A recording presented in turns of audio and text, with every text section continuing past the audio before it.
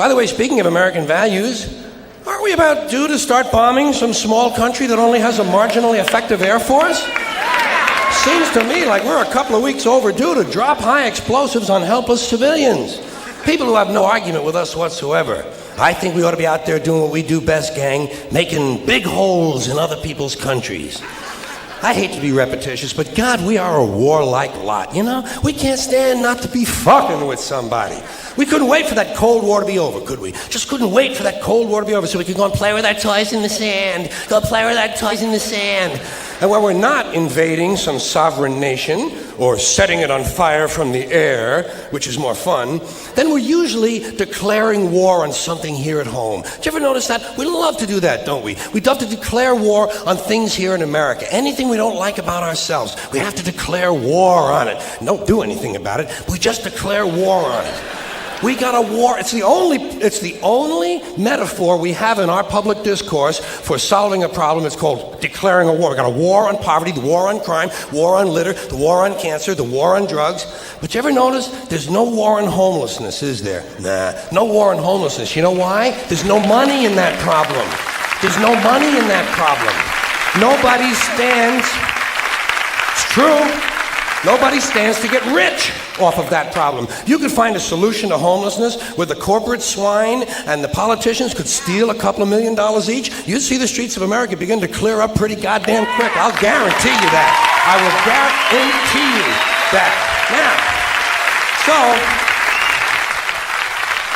I got an idea for homelessness. You know what they ought to do? You know what they ought to do? Give the homeless their own magazine. Give them their own magazine. It would make them feel better, for one thing. That's a sure sign of making it in this country. Every group in this country that makes it and arrives at a certain level has its own magazine. You have Working Mother magazine, Black Entrepreneur magazine, Hispanic Business magazine. In fact, any activity engaged in by more than 4 people in this country has got a fucking magazine devoted to it. Skydiving, mountain climbing, snowmobiling, backpacking, bungee jumping, duck hunting, shooting someone in the asshole with a dart gun, jerking off. They probably have a magazine for that. I'm sure they have. I know they have a magazine. Walking. There's actually a fucking magazine called Walking. Look, Dan, the new Walking is out. Here's a good article, putting one foot in front of the other. Give them their own magazine. Give them. Give the homeless their own magazine. You know what you call it? Better Crates and Cartons. Then when they get finished reading it, they can use it to line their clothing. That's a good, sound business solution. That's the kind of answer you get from a conservative American businessman. Yeah, let them read it. When they get finished reading, they can use it to plug up the holes in them piano crates they all seem to like to live in. A good, sound, practical, conservative American business solution. I'll tell you what they ought to do about homelessness. First thing, change the name of it. Change the name of the condition. It's not homelessness, it's houselessness. It's houses these people need. A home is an abstract idea. A home is a setting. It's a state of mind. These people need houses, physical, tangible structures. But where are you going to put them? Where are you going to build them? Nobody wants you to build low-cost housing near their house. People don't want it near them. We got something in this country, you've heard of it, it's called NIMBY, N-I-M-B-Y. Not in my backyard. People don't want any kind of social help located anywhere near them. You try to open up a halfway house, try to open up a rehab center for drugs or alcohol, try to build a little home for some retarded people who want to work their way into the community. People say, not in my backyard. People don't want anything near them, especially if it might help somebody else. Part of the great American spirit of generosity we're always told about. Big, generous American nation. Ask an Indian about that. Ask an Indian how generous this country is. If you can find one, you got to locate the Indian first. We've made him just a little difficult to find. Or if you need current data, select a black family at random and ask them how generous this country has been. People don't want anything near them, even if it's something they believe in, something they think society needs, like prisons. Everybody wants that, right? Everybody wants more prisons. That's the new answer to all of our problems. Lock a lot of motherfuckers up. Everybody wants more prisons. They say, build more prisons! but not here. Well, why not? What's wrong? What's the problem? What's wrong with having a prison in your neighborhood? Well, it seemed to me like it would make it a pretty crime-free area, don't you think? You think a lot of crackheads and muggers and pimps and hookers are going to be hanging around in front of a fucking prison? Bullshit, they ain't coming anywhere near it. What's wrong with these people? All the criminals are locked up behind the walls, and if a couple of them do break out, what do you think they're going to do? Hang around? Check real estate trends? Bullshit. They're fucking gone. That's the whole idea of breaking out of prison, is to get the fuck as far away as you possibly can. Not in my backyard. People don't want anything near them. Except military bases. They don't mind that, do they? No, they like that. Give them an army base. Makes them happy. Why? Jobs. Jobs. Self-interest. Even if the base is loaded with nuclear weapons, they don't give a fuck. They say, well, I'll take a little radiation if I can get a job. Working people have been fucked over so long in this country, those are the kind of decisions they're left to make. I got just the place for low-cost housing. I have solved this problem. I know where we can build housing for the homeless. Golf courses. Perfect. Golf courses. Just what we need. Plenty of good land in nice neighborhoods. Land that is currently being wasted on a meaningless, mindless activity engaged in primarily by white, well-to-do male businessmen who use the game to get together to make deals to carve this country up a little finer among themselves. I am getting tired. Really tired.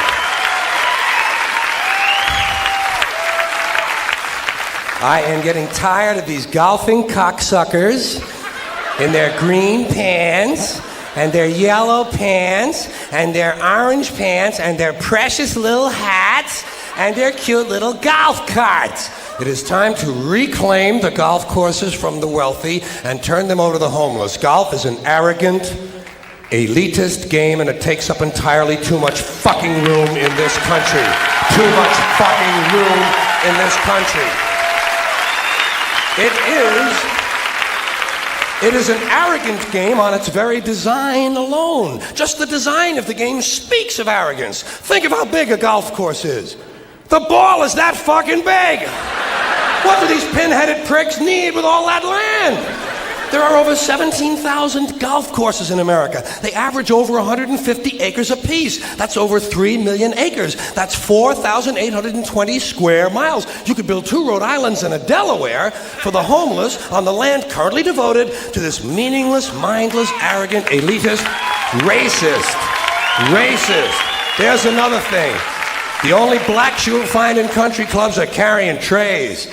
And a boring game for boring people. Did you ever watch golf on television? It's like watching flies fuck. And a mindless game. Mindless. Think of the intellect. Think of the intellect it must take to draw pleasure from this activity. Hitting a ball with a crooked stick and then walking after it. And then hitting it again. I say, pick it up, asshole. You're lucky you found the fucking thing. Put it in your pocket and go the fuck home. Go the fuck home. You're a winner. No chance of that happening. Dorco in the plaid knickers is going to hit it again and walk some more. Let these rich cocksuckers play miniature golf. Let them fuck with a windmill for an hour and a half or so. See if there's any real skill among them. Now, I know there are some people who play golf who don't consider themselves rich. Fuck them! And shame on them for engaging in an arrogant, elitist pastime.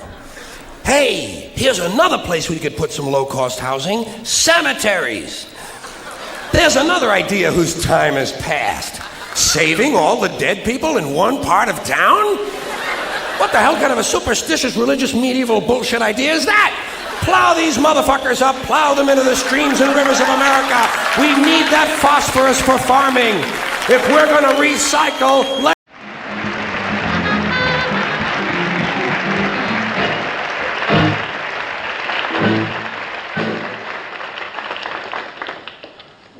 Did you ever dial the phone and forget who you're calling?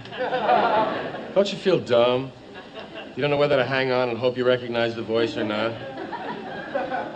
Then when you remember who it was, you have to call back, so you change your voice so they don't think you're a moron, right? Did you ever look at yourself in store windows when you're walking past the stores?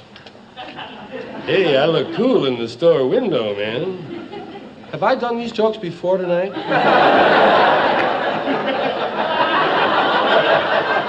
Please tell me.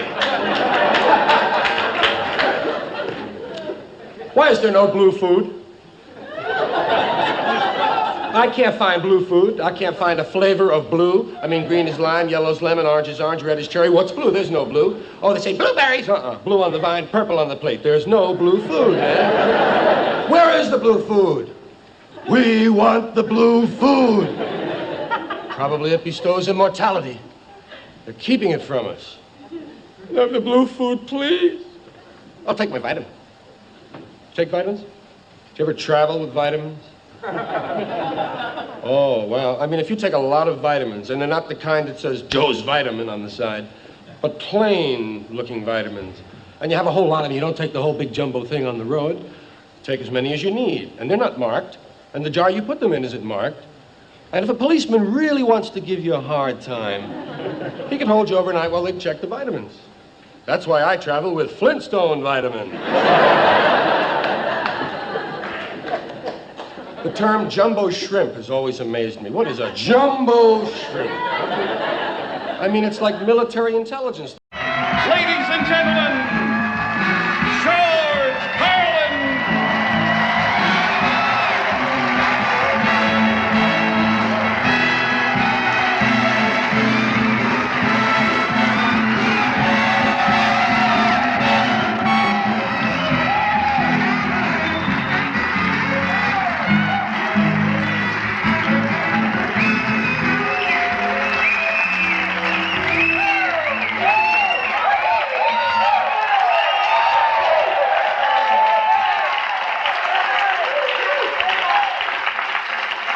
Talk about a live show. Wow.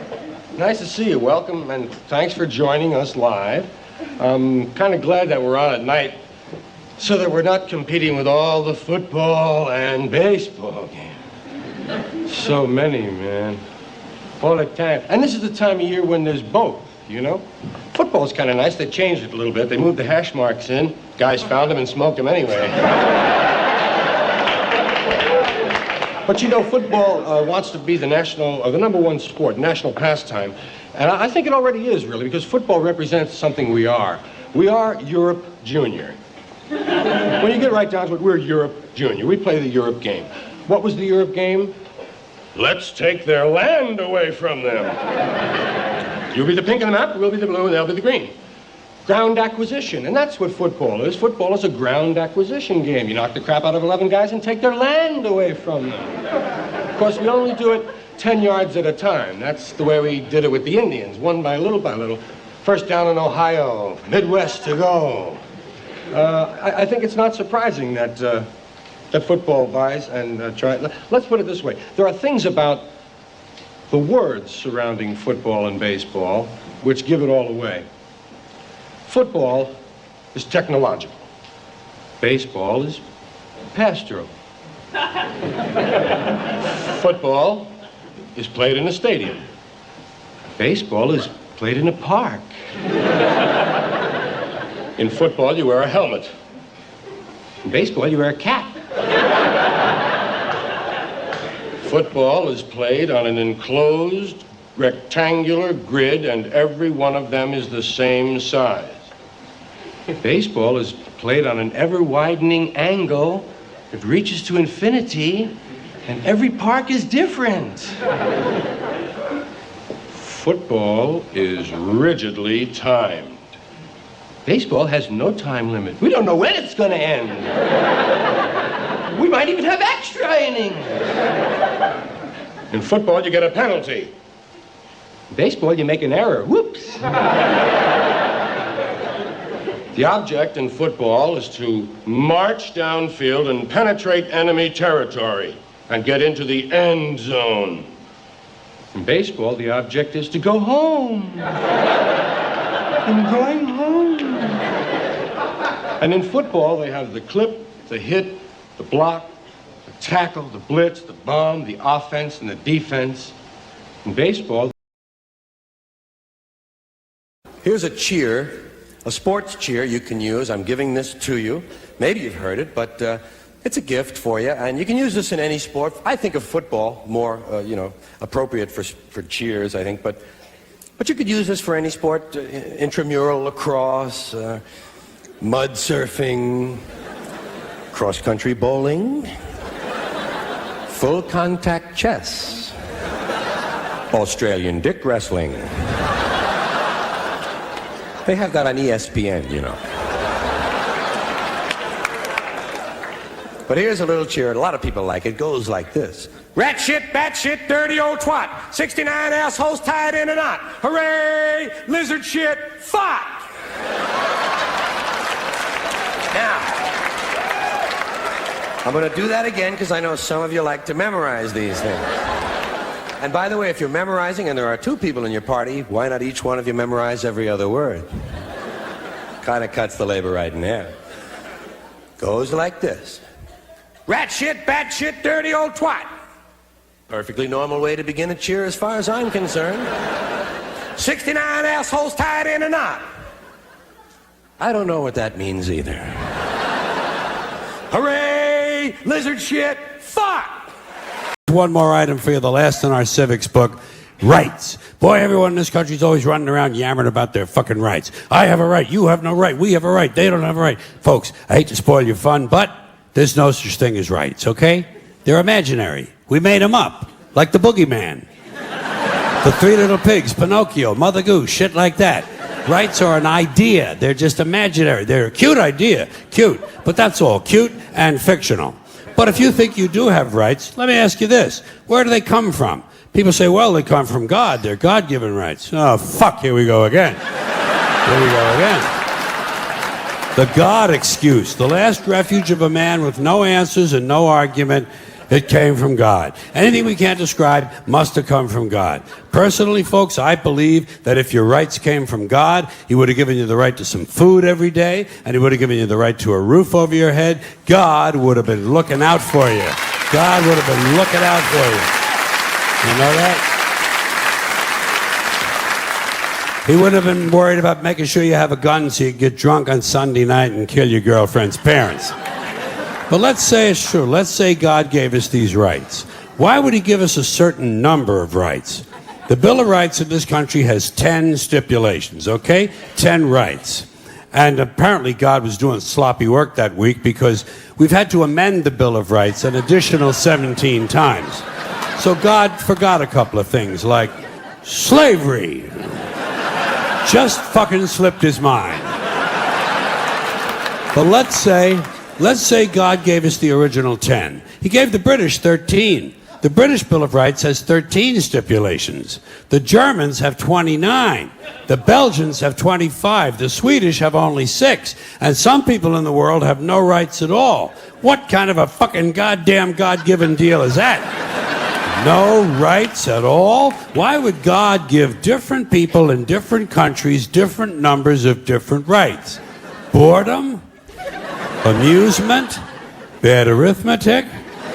Do we find out at long last after all this time that God is weak in math skills? Doesn't sound like divine planning to me. Sounds more like human planning. Sounds more like one group trying to control another group. In other words, business as usual in America. Now, if you think you do have rights, one last assignment for you. Next time you're at the computer, get on the internet, go to Wikipedia. When you get to Wikipedia, in the search field for Wikipedia, I want you to type in Japanese Americans 1942, and you'll find out all about your precious fucking rights, okay? All right. You know about it. You know about it. Yeah.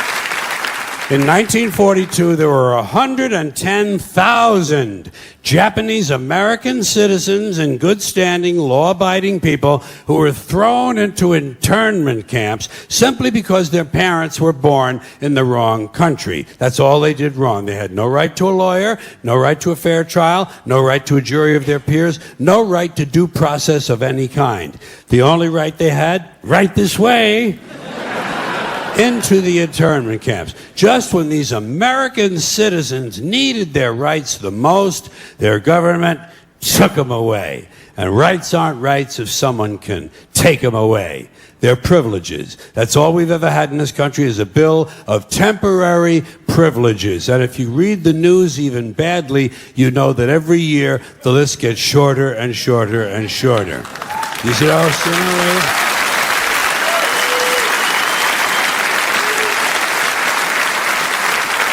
Yeah. Sooner or later, the people in this country are going to realize the government does not give a fuck about them. Government doesn't care about you or your children or your rights or your welfare or your safety. It simply doesn't give a fuck about you. It's interested in its own power. That's the only thing, keeping it and expanding it wherever possible. Personally, when it comes to rights, I think one of two things is true. I think either we have unlimited rights or we have no rights at all. Personally, I lean toward unlimited rights. I feel, for instance, I have the right to do anything I please. But if I do something you don't like, I think you have the right to kill me. So where are you going to find a fairer fucking deal than that? So the next time some asshole says to you, I have a right to my opinion, you say, oh yeah? Well, I have a right to my opinion, and my opinion is you have no right to your opinion. Then shoot the fuck and walk away. Thank you.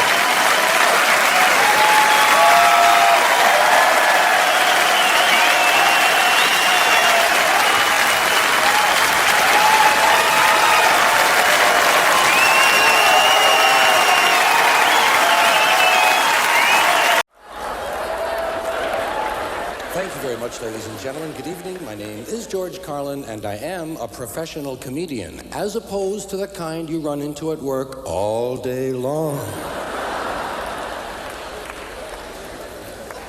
It's nice being a comedian. There are certain advantages, naturally, and a few disadvantages. There are some drawbacks to being a comedian.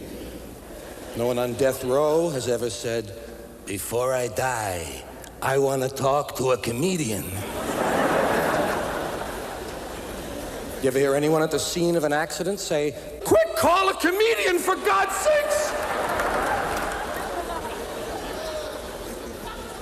But it would be kind of fun at an accident to push your way through the crowd and say, may I be of help? I'm a professional comedian. And sooner or later, at least once in your life, when the policeman says to you, what are you, a comedian?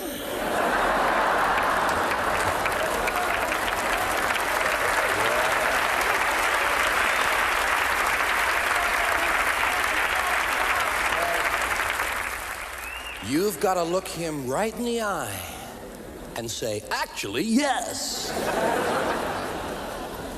Even criminals have no respect for comedians. What do they say first thing they do when they hold you up? Don't try anything funny. First one makes a funny move, gets it. Whenever they're not looking, I go,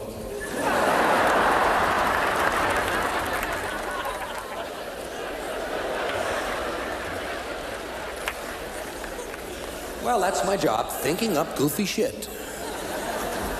Thinking up goofy shit, coming around every now and then, letting you know what it is, or reminding you of things you already know, but forgot to laugh at the first time they happened. We all have things like that. You hear it during the day and then you don't remember it at all. For instance, I've noticed they have disposable douche, and I'm wondering who would want to keep it in the first place?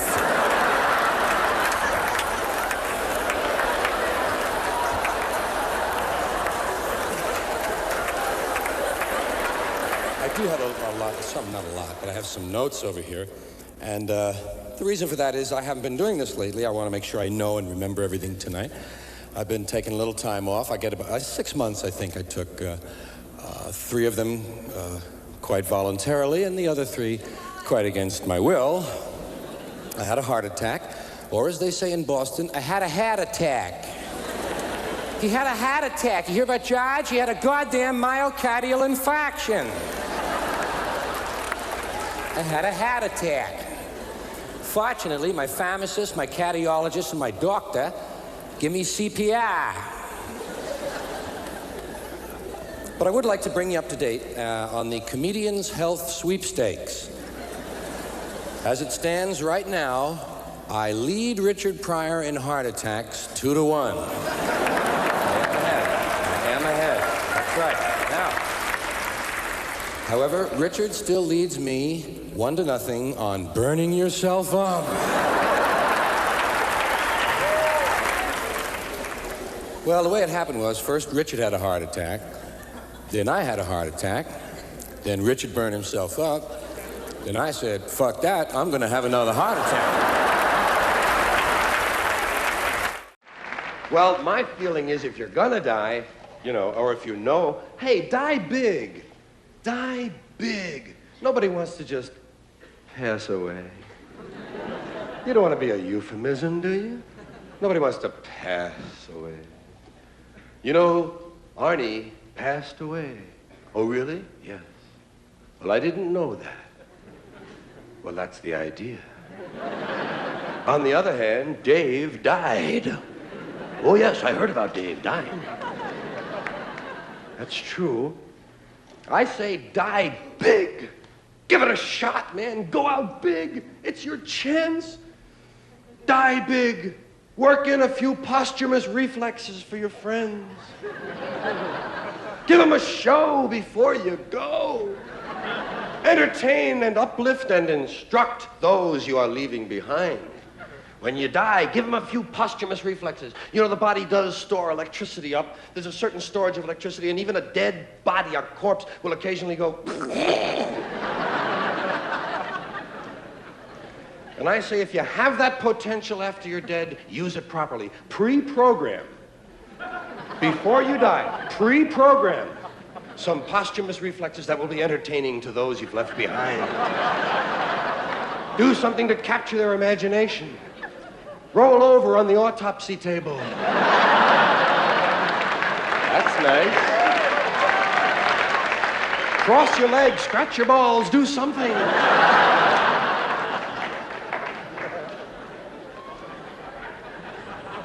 Now, the only reason that I even suggest that you have a choice about what you can do at the moment of death is a very little known and very little understood part of the death process called the 2-minute warning.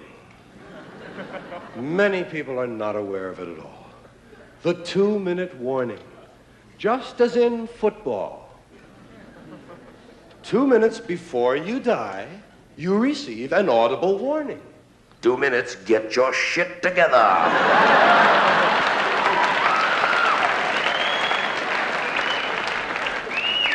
The reason we don't know about it is because the only people who hear it die. And I don't think we'd believe someone anyway if he told us he received his 2-minute warning, would you? Some asshole on the bus? Hey, I just got my 2-minute warning. You'd think it was a coach out on the town, But no, the 2-minute warning does arrive.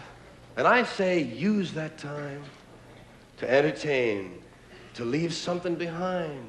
Do something with the 2 minutes. Hey, if nothing else, give a speech. A little 2-minute speech. We can all give a little 2-minute speech.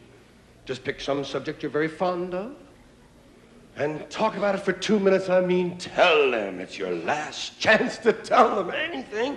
So tell them, got 2 minutes, and I mean wax eloquent, rise, bring it to the rafters, and then at the moment at the end you say, if this is not the truth, may God strike me dead. Now I'd like to talk about a few things that bring us together, okay? Things that emphasize our similarities instead of our differences, which is all you ever hear about in this country, is our differences. It's all they ever talk about. Politicians and the media, always pushing the things that separate us, things that make us different. That's the way the ruling class operates in any society. They divide the rest of the people. They keep the lower and the middle classes fighting with each other so that they, the rich, can run off with all the fucking money. Fairly simple thing. Fairly simple thing. Happens to work. Anything that's different about us, that's what they're pushing at you. Racial differences, religious, ethnic, national backgrounds, jobs, income, education, social status, sexuality, anything they can do to keep us fighting with each other so that they can keep going to the bank. You know how I describe the economic and social classes in this country? The upper class keeps all of the money, pays none of the taxes. The middle class pays all of the taxes, does all of the work. The poor are there just to scare the shit out of the middle class. Keep them showing up at those jobs.